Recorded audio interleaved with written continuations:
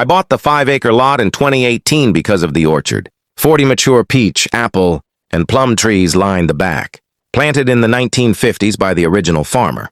The listing called it grandfathered agricultural use. The HOA docs, buried on page 87 of a 200-page packet, mentioned a possible future multi-use path, but showed it running along the road. Not through my trees. I signed anyway. Mistake number 1. For 6 years I babied those trees. Pruned, sprayed, harvested. Neighbors bought fruit at my little roadside stand. Kids climbed the low branches. Life was good. Then, June 2024, a letter arrived on heavy cream stock with the Willow Creek Estates logo. Phase 2 of the community trail system has been approved. Construction to commence August 1st. Affected lots 217 mine. 12 feet of your rear property to be converted to a paved walkway and decorative fencing. Trees in the easement will be removed at no cost to you, no cost to me. They were taking 32 trees, my best producers, the ones that shaded my patio. I called the board president, Karen Whitmore. You'll hear that name again. She sounded almost giddy. It's for the greater good. Mr. Delgado, the path will increase property values 8 to 12%, according to our study. I asked to see the study. There wasn't one. I hired a surveyor. Turns out the possible future path from 2018 had quietly been amended in 2022 while I was deployed with the Guard. New plat showed the walkway slicing straight. Through my orchard. No notice, no vote. Just a rubber stamp at a meeting with 11 owners present out of 312. I attended the next HOA meeting. Asked for a compromise. Reroute it 10 feet north, save every tree. Karen smiled like a flight attendant denying an upgrade. The board has spoken. The path stays as platted, someone in the back muttered. Tree hugger, meeting adjourned. I had 30 days before the bulldozers came. I spent them researching Texas easement law, adverse possession, and how much a 1972 John Deere 4020 weighs. Spoiler, 9,200 pounds, enough. On July 31st, I drove the tractor to the back fence, parked it sideways across the exact 12-foot strip they wanted.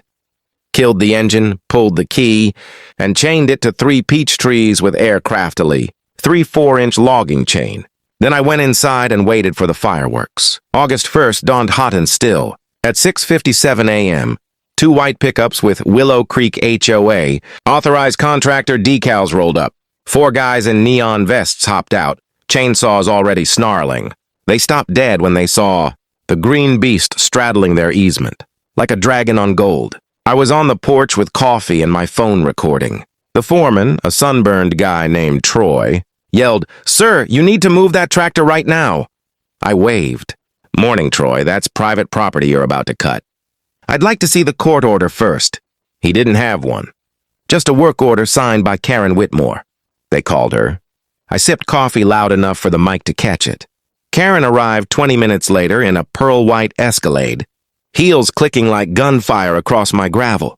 "Mr. Delgado, this is vandalism and obstruction.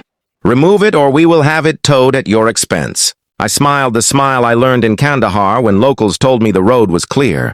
"Tow it, but the title's in my name. The keys are in the Guadalupe River, and those chains are rated for 48,000 pounds. Your tow guy quotes by the hour, right?" She turned the color of a ripe plum. Called the sheriff. Deputy Ramirez showed up. He buys peaches every July. He looked at the tractor, the trees, the very angry HOA president, and sighed. "This looks civil, ma'am. Y'all need lawyers, not handcuffs." Then he bought a half-peck of Fredericksburg peaches from my cooler and left. By noon, a crowd had gathered. Half the neighborhood filmed on phones. The other half brought lawn chairs and lemonade like it was the county fair. Someone started a hashtag #ChennerTractorMan. Someone else ordered pizza for me. Karen stormed off promising consequences. That night, the HOA slapped a $250 a day fine on me and sent a cease and desist that threatened to lien my house. I printed it out and used it to start the grill. The tractor stayed. So did I. The trees dropped their first ripe. Peaches right onto the hood like they were cheering me on. I slept in a tent beside it for 12 nights. Shotgun across my lap, unloaded. But nobody needed to know that. Every morning, Troy and crew showed up, stared, cursed, left. The internet turned me into a folk hero. Someone sent a pallet of Monster Energy. I hate Monster, but I drank it for the brand. Then on day 13, the certified letter came. Willow Creek HOA versus Delgado. Suit for $250,000 in damages, injunctive relief, and attorney fees. Karen had lawyered up. Game on. October 2025. Williamson County Courthouse. Cedar beams and too much air conditioning. I wore the only suit I own, the one from my mother's funeral.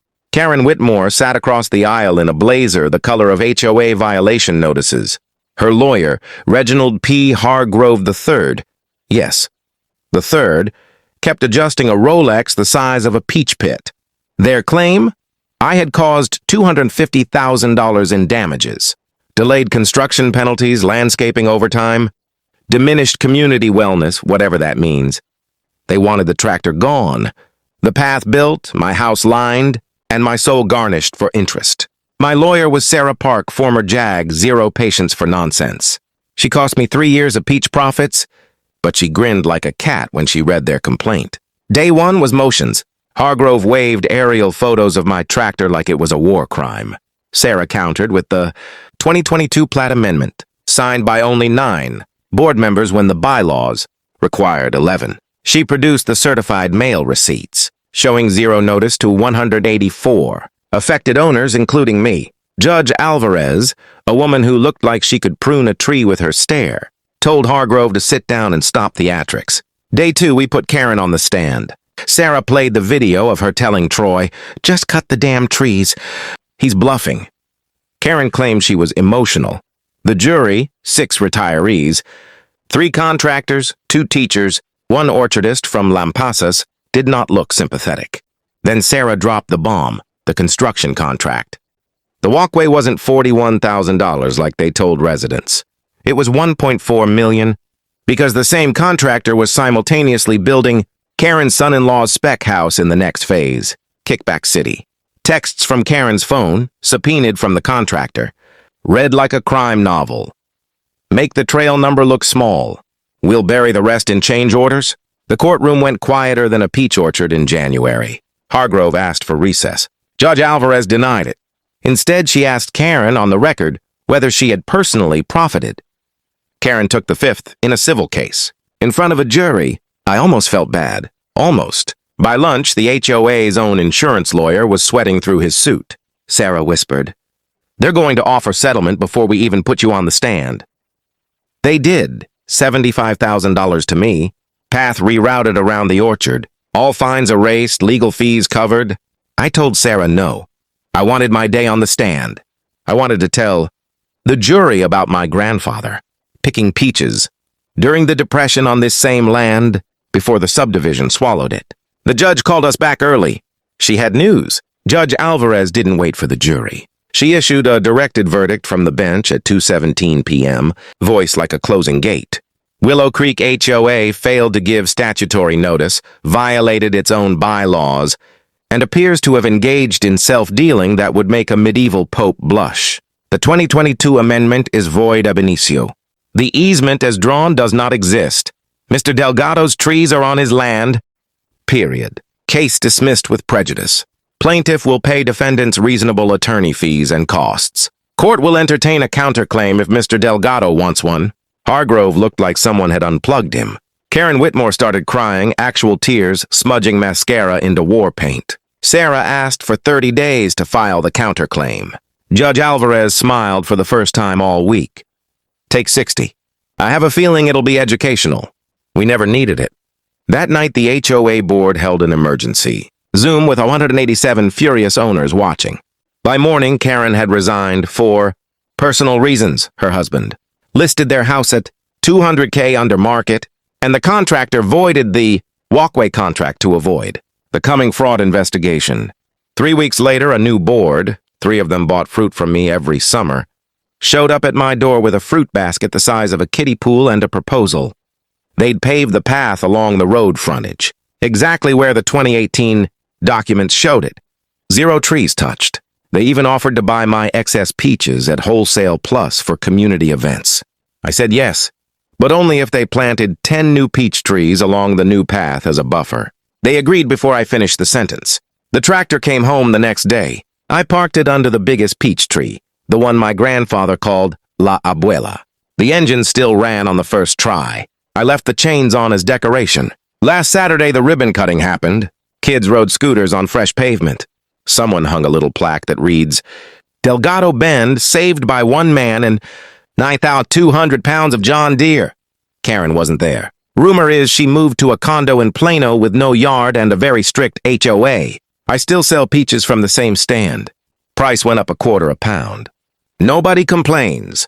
Yesterday, a semi-retired lawyer from Austin bought 6 trees, worth, and asked if I'd consider selling the place. I told him the orchard isn't for sale. Some things are worth more than money.